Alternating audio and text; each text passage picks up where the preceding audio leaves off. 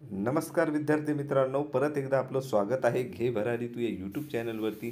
तर मित्रांनो, आज आपण पाहणार आहोत महाज्योती ही जी काही OBC आणि इतर प्रवर्गासाठी हिची योजना आहे. मित्रांनो, या योजनेअंतर्गत जे कोणी विद्यार्थी असतील, आपले सैनिकी भरतीची तयारी करणारे असतील किंवा आर्मीची म्हणलं तरी चालतं, तर त्या आर्मी भरतीसाठी मित्रांनो तुम्हाला निःशुल्क पद्धतीने हे फॉर्म भरायचा आहे.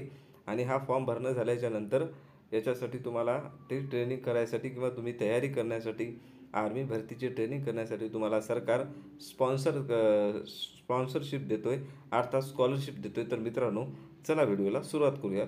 डिटेल्सपणे सांगतो त्याआधी आपल्या चॅनलला सबस्क्राईब करून ठेवा मित्रांनो, नेहमी अपडेट राहण्यासाठी. तर चला मित्रांनो, या ठिकाणी सुरुवातीला तुम्ही क्रोम ओपन करायचं आहे. क्रोम ओपन केलं किंवा गुगल तुमचा असेल तो ओपन करायचा आहे. त्या ठिकाणी महाज्योती हे टाईप करायचं आहे. महाज्योती टाईप केल्याच्यानंतर तुमच्यासमोर एक अशा पद्धतीचा इंटरफेस येईल. या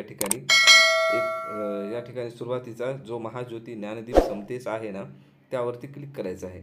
त्यावरती क्लिक केल्याच्यानंतर तुमच्यासमोर थोडा वेळ थांबल्याच्यानंतर परत एक इंटरफेस येईल अशा पद्धतीचा इंटरफेस आल्याच्यानंतर या ठिकाणी तुम्ही इथे पाहू शकता महात्मा ज्योतिबा फुले संशोधन प्रशिक्षण संस्था महाज्योती. तर मित्रांनो, या ठिकाणी विविध जे काही आपले मंत्री असतील त्या मंत्र्यांचा फोटो वगैरे दिलेला आहे, राज्यपालाचा दिलेला आहे. हे जे काही व्यवस्थापक आहेत आपले महाज्योतीचे, त्यांचा पण इथे फोटो दिलेला आहे. तर मित्रांनो, या ठिकाणी आल्याच्यानंतर इथे पाहू शकता, इथे 3 रेषा दिसते तुम्हाला. तर या ठिकाणी याच्यावरती क्लिक करायचं आहे. यावरती क्लिक केल्याच्यानंतर तुमच्यासमोर परत एक अशा पद्धतीचा इंटरफेस येईल. या ठिकाणी विविध माहिती सांगितलेली आहे. कौशल्य विकास असेल, संस्थेविषयी असेल किंवा निविदा असेल किंवा माहितीचा अधिकार संपर्क असेल. आपल्याला काय करायचं, सूचनावरती जायचं आहे. सूचना फलकवरती, अर्थात इंग्लिशमध्ये असेल तर नोटीस बोर्ड येईल, याच्यावरती क्लिक करायचं आहे. यावरती क्लिक केल्याच्यानंतर परत तुमच्यासमोर अशा पद्धतीचा इंटरफेस येईल.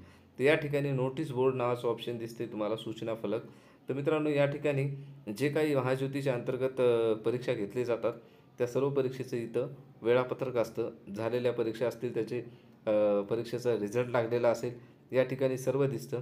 तर मित्रांनो, पुढे आल्याच्यानंतर इथे पाहायचं आहे आपल्याला काय, तर आर्मीचं आपल्याला पाहायचं आहे. तर या ठिकाणी इथे पाहू शकता आर्मीचं आहे मित्रांनो. इथे पाहू शकता ॲप्लिकेशन इन्व्हायटेड फॉर मिलिटरी भरती 2025-26 ट्रेनिंग प्रोग्राम. यावरती आल्याच्यानंतर या ठिकाणी इथे पाहू शकता क्लिक हिअर आहे ऑप्शन. या ठिकाणी क्लिक हिअरच्या ठिकाणी क्लिक हिअर आपल्याला इथे क्लिक करायचं आहे. इथे क्लिक केल्याच्यानंतर परत तुमच्यासमोर अशा पद्धतीचा इंटरफेस येईल. थोडा वेळ वेट करा, इंटरनेटचा काहीतरी इश्यू असू शकतो. अशा पद्धतीचा परत इंटरफेस येईल तुमच्यासमोर. तर या ठिकाणी इथे पाहू शकता तुम्ही, इथं परिपत्रक दिलेलं आहे आणि रजिस्ट्रेशन लिंक दिलेली आहे. तर मित्रांनो, तुम्हाला रजिस्ट्रेशन लिंकवरती क्लिक करायचं नाही, कारण आपल्याला फक्त आता योजनेविषयी माहिती करून घ्यायची आहे. त्याच्यानंतर मी तुम्हाला रजिस्ट्रेशन कसं करायचं आणि फॉर्म कसा फिल करायचा हे पण तुम्हाला मी डिटेल्सपणे सांगतो. तर कुठेही जाऊ नका, शेवटपर्यंत व्हिडिओ पहा मित्रांनो. त्या परिपत्रकावरती क्लिक करायचं. या परिपत्रकावरती क्लिक केल्याच्यानंतर अशा पद्धतीचा इंटरफेस येईल.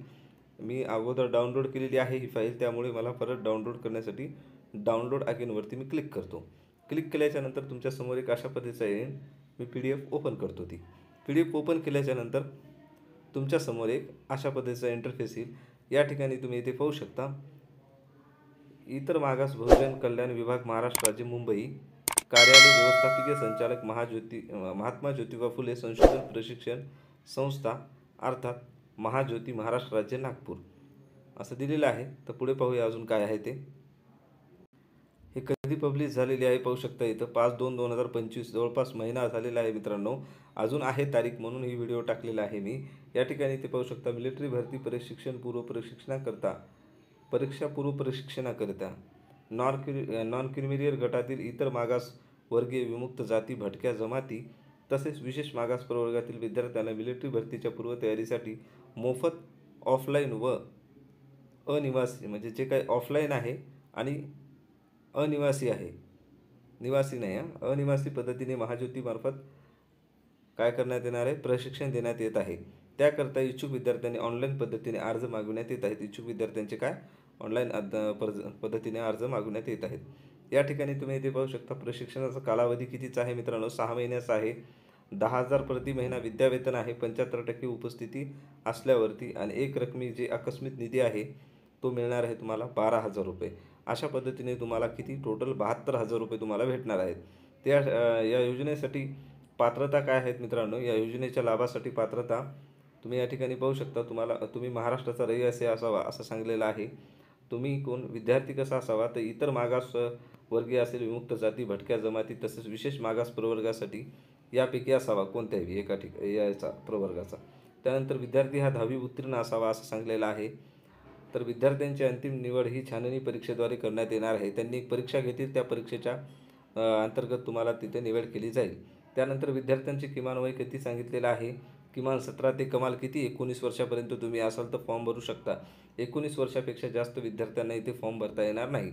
चाळणी परीक्षेकरता वेळापत्रक स्वतंत्रपणे महाज्योतीच्या संकेतस्थळावर माहिती उपलब्ध करून देण्यात येईल.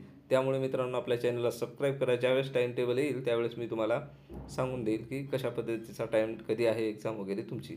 तर त्यानंतर तुम्ही इथे पाहू शकता या ठिकाणी काय दिलेलं आहे, वैद्यकीय अर्हता दिलेली आहे. वैद्यकीय अर्हतेमध्ये काय सांगितलेलं आहे? वैद्यकीय अर्हतेमध्ये उंची कसे सांगितले, कमीत कमी किती 157 सेंटीमीटर पुरुषासाठी आणि महिलांसाठी 152 सेंटीमीटर सांगितलेली आहे. छातीच्या संदर्भात काय सांगितलेलं आहे?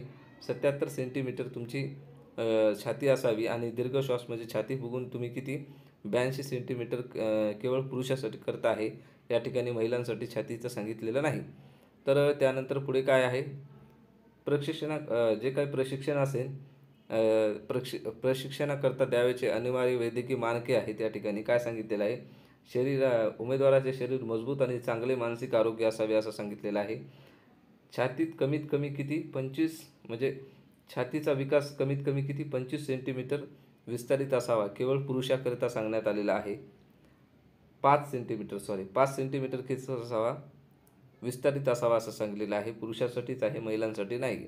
त्यानंतर प्रत्येक कानाने समस्या, ऐकणे, दोन्ही डोळ्यामध्ये चांगली दुर्बीन दृष्टी असणे आवश्यक आहे.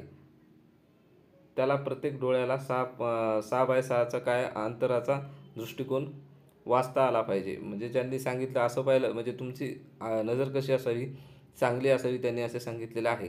त्यानंतर काय सांगितले, सैन्य भरतीसाठी जो रंगदृष्टी चाचणी असते ती तुमची CPI 3 दिलेली आहे ते 3 अशी असावी असं सांगलेलं आहे. नैसर्गिक निरोगी हिरडे आणि दात पुरेसे प्रमाणात असणे आवश्यक आहे. किमान किती 14 दंतबिंदू तुमचे असावे असं सांगितलेलं आहे. त्यानंतर हाडाची विकृती असेल, हायड्रोसेल असेल तुम्हाला किंवा व्हेरिकोकल किंवा मूळव्याध यासारखे रोग नसावेत असं सांगलेलं आहे. लाल किंवा हिरवा रंग ओळखता यायला पाहिजे तुम्हाला. रंगचं तुम्हाला ब्लाइंडनेस नसावं, काही जणाला रंग समजतच नाही, तेच तुमच्याकडे नसावं असं सांगलेलं आहे. तुम्ही एकदम चांगल्या दृष्टीचे असावं, असं एकदम डोळ्याचा कुठलाही प्रॉब्लेम नसावा असं त्यांनी सांगितलेलं आहे. उपरोक्त सर्व कागदपत्रांची छाननी अनिवार्य व मानकांची तपासणी करून प्रशिक्षणाकरता प्रवेश दिला जाईल याची उमेदवारांनी नोंद घ्यावी. सर्व ठिकाणी ही तपासून तुम्हाला त्या ठिकाणी प्रवेश देण्यात येणार आहे. त्यामुळे ही आर्मीची भरती आहे, त्यामुळे एवढं तर तुमचं होणारच आहे. प्रशिक्षणाचे स्वरूप सांगितलेलं आहे. विद्यार्थ्यांना मिलिटरी भरती पूर्व प्रशिक्षण तसेच लेखी व शारीरिक परीक्षेचा अभ्यासक्रमानुसार प्रशिक्षण देण्यात येणार आहे. त्यासाठी सदर प्रशिक्षणाचा कालावधी कितीचा आहे तर 6 महिन्याचा आहे. प्रशिक्षण हे कसं आहे, अनिवासी स्वरूपाचं असेल. प्रशिक्षण हे कसं आहे तर ऑफलाईनच आहे. प्रशिक्षण ऑफलाईनच आहे आणि अनिवासी आहे, निवासी नाही, काय नाही. निवासी म्हणजे त्या ठिकाणी राहून सर्व काही सुविधा देतात. अनिवासीमध्ये त्या ठिकाणी फक्त तुम्हाला ट्रेनिंग दिली जातं, राहण्याची सोय नसते. तर ते तुम्हाला करावी लागते, म्हणून ते तुम्हाला तेवढी स्कॉलरशिप देत आहेत. त्यानंतर आरक्षण सांगितलेलं आहे. या ठिकाणी सामाजिक प्रवर्ग व समांतर आरक्षण कसं आहे तर पुढीलप्रमाणे आहे. OBCसाठी पाहू शकता 59% आहे. VJA साठी 10% आहे. भटक्या जमाती ब साठी 8% आहे. भटक्या जमाती क साठी 11% आहे. भटक्या जमाती ड साठी 6% आहे आणि SBC साठी 6% आहे. अशा पद्धतीने हे 100% आहे. त्यामध्ये अजून एक सांगितलेलं आहे, अनाथ जी काही मुलं असतील त्यांच्यासाठी 1% जागा राखीव आहेत आणि महिलांसाठी 30% जागा राखीव आहेत. त्यानंतर अर्ज अपलोड करताना जे काही तुमचे कागदपत्र आहेत त्याच्यासाठी तुम्हाला कोणते कागदपत्र लागतात तर आधार कार्ड असावं, त्याची मागील आणि पुढील बाजू दोन्हीही त्याची तुम्हाला त्या ठिकाणी अपलोड करायचे आहे. जातीचं प्रमाणपत्र असावं तुमच्याकडं. वैद्य नॉन क्रिमिनल प्रमाणपत्र असावं तुमच्याकडे. 10वीचं गुणपत्रिका असावी. त्यानंतर अनाथ असेल तर ते तुमच्याकडे प्रमाणपत्र असावं. ते लागू असल्यास, जर अनाथ असेल तर तुम्ही आता तुम्ही पाहू शकतात या ठिकाणी काय सांगितलेलं आहे, अर्ज कसा करावा या ठिकाणी सांगितलेलं आहे.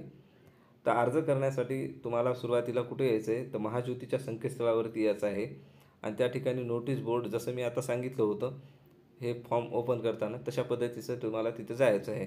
यावर जाऊन तुम्ही ऑनलाईन पद्धतीने अर्ज करावा. अर्ज भरताना काही माहिती ही लाल रंगाच्या म्हणजे अशा स्टारनं दर्शवलेली असेल तर ती माहिती उमेदवारांना बंधनकारक आहे भरणे. त्यामुळे ती माहिती तुम्हाला बंधनकारक आहे. स्टार असलेल्या ठिकाणी तुम्ही ती भरणं कंपल्सरी आहे. अर्जासोबत तपशिलातील नमूद सर्व कागदपत्रे स्वसाक्षांकित करून स्पष्ट दिसतील असे स्कॅन करून तुम्हाला त्या ठिकाणी अपलोड करायचे आहे. अटी आणि शर्ती सांगितलेल्या आहेत. अटी आणि शर्ती काय आहेत, अर्ज करण्याचा अंतिम दिनांक कधीचा आहे तर 15/3/2025चा आहे. म्हणजे अजून 15 तारीख, अजून एक 7-8 दिवस बाकी आहेत तुम्हाला. पोस्टाने किंवा ईमेलद्वारे अर्ज प्राप्त केला जाणार नाही, त्यामुळे त्याचा विचारही केला जाणार नाही. आणि जाहिरातीत रद्द करणे किंवा मुदतवाढ देणे, अर्ज नाकारणे, स्वीकारणे यावर सर्व अधिकार कुणाचे आहेत, व्यवस्थापकीय महासंचालक महाज्योती यांचे राहतील असं सांगितलेलं आहे. चाळणी परीक्षेत प्राप्त गुणांकानुसार मेरिटच्या आधारे व आरक्षित जागाच्या प्रमाणात पात्र विद्यार्थ्यांची निवड यादी व प्रतीक्षा यादी महाज्योतीच्या संकेतस्थळावर प्रसिद्ध करण्यात येईल असं सांगलेलं आहे. यानंतर प्रशिक्षणाची निवड झालेला विद्यार्थी ज्या दिनांकात संस्थेच्या प्रशिक्षणाकरता रुजू होतील त्या दिनांकापासून त्यांना महाज्योतीच्या धोरणानुसार विद्यावेतन लागू होईल. तथापि प्रशिक्षणास 75% उपस्थिती ज्याची आहे त्यांनाच हे विद्यावेतन देय राहील. त्यानंतर पुढे काय म्हणलं आहे, कोणत्याही माध्यमातून व अंतिम निवड प्रक्रियेतून तसेच प्रशिक्षणाच्या कोणत्याही टप्प्यावर उमेदवारांनी सादर केलेली माहिती चुकीची, दोषपूर्ण, दिशाभूल करणारी आढळल्यास तो कायदेशीर कारवाईस पात्र राहील असं सांगितलेलं आहे. त्यानंतर यापूर्वी महाज्योतीच्या कुठल्याही योजनेचा लाभ घेतला असल्यास तसेच महाराष्ट्र शासनाच्या सारथी संस्थेच्या योजनेचा लाभ घेतला असल्यास त्याची निवड काय करण्यात येईल, रद्द करण्यात येईल. विद्यार्थ्यांनी बँक खाते आधार कार्डाशी संलग्न असणे आवश्यक आहे. म्हणजे DBTला तुमचं आधार कार्ड जोडलेलं असावं. त्यानंतर पुढे काय म्हणलेलं आहे, अर्ज भरताना कोणत्याही प्रकारची अडचणी आल्यास कार्यालयीन वेळेत महाज्योतीच्या कॉल सेंटरला संपर्क करावा असं सांगितलं. या ठिकाणी संपर्क क्रमांक दिलेला आहे महाज्योतीचा, या ठिकाणी ईमेल ID दिलेला आहे तुम्हाला संपर्क साधण्यासाठी आणि हे संकेतस्थळ आहे म्हणजे वेबसाईट आहे. तर मित्रांनो ही होती माहिती कशी वाटली नक्कीच कळवा. माहिती आवडली असेल तर लाईक करा, शेअर करा आणि आपल्या चॅनलला सबस्क्राईब करा मित्रांनो. तर मित्रांनो आता जाहिरातीसाठी फॉर्म आता हे झाली जाहिरात पाहिली तुम्ही. आता हा अर्ज कसा करायचा हे तुम्हाला मी सांगतोय. तर मित्रांनो हे बॅक साईड यायचं आहे. परत बॅक आल्याच्यानंतर या ठिकाणी रजिस्ट्रेशन लिंकवरती आपल्याला क्लिक करायचं आहे. रजिस्ट्रेशन लिंकवरती क्लिक केल्याच्यानंतर या ठिकाणी तुम्हाला तुमचा मोबाईल नंबर टाकायचा आहे. मोबाईल व्हेरिफिकेशन नावाचं इथं ऑप्शन दिसते तुम्हाला. या ठिकाणी तुमचा 10 अंकी मोबाईल नंबर टाकून सबमिट बटनावरती तुम्हाला क्लिक करायचं आहे. तर मित्रांनो सबमिट करण्यासाठी तुमच्या OTP येईल, तो OTP तुम्हाला इथं टाकायचा आहे. OTP टाकल्याच्यानंतर या ठिकाणी सबमिट बटनावरती क्लिक करायचं आहे. सबमिट बटनावरती क्लिक केल्याच्यानंतर तुमच्यासमोर परत अशा पद्धतीचा इंटरफेस येईल. या ठिकाणी तुम्ही इथे पाहू शकता, इथे तुम्हाला दिलेलं आहे इथे प्रेफरन्स द्यायचा आहे तुम्हाला सेंटर निवडण्यासाठी. 3 प्रेफरन्स आहेत तुम्हाला इथे पाहू शकता. 1, 2, 3 प्रेफरन्स आहेत. या ठिकाणी तुम्ही क्लिक करून तुम्हाला तुमचा जिल्हा निवडू शकता. या ठिकाणी तुम्ही इथे पाहू शकता सिलेक्ट रिसेट प्रेफरन्स नंबर आहे. या ठिकाणी तुम्हाला क्लिक करायचं आहे.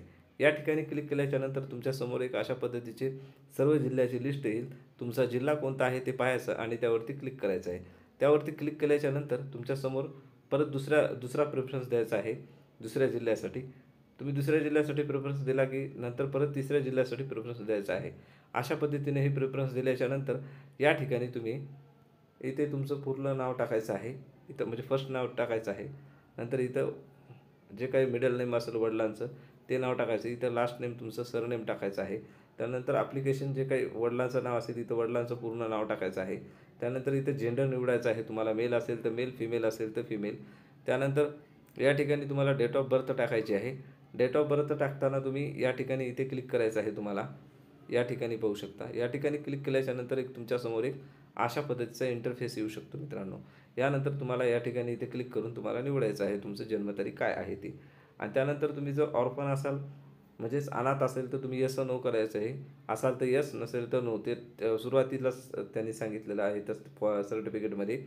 तर त्याच्यामुळे तुम्ही जे असाल ते करायचं आहे. या ठिकाणी अनाथामध्ये एक संस्थात्मक आणि संस्थाबाह्य आहे असे 2 प्रकार आहेत. त्याच्यामध्ये ज्यामध्ये तुम्ही येतात तो निवडायचा आहे. त्यानंतर या ठिकाणी इथे पाहू शकता सोशल कॅटेगरी म्हणून एक आहे ऑप्शन. सोशल कॅटेगरीमध्ये या ठिकाणी तुम्हाला क्लिक करायचं आहे. तुमच्या सर्व कॅटेगरी येतील. त्यानंतर इथं कास्ट आहे. कास्टमधली इथं या ठिकाणी क्लिक केल्याच्यानंतर तुमच्यासमोर कास्ट येतील. पहा मी करून दाखवतो. या ठिकाणी सोशल कॅटेगरीवरती क्लिक केल्याच्यानंतर मी समजा NTC निवडलं तर या ठिकाणी इथे पाहू शकता सर्व कॅटेगरी इथे आलेल्या आहेत.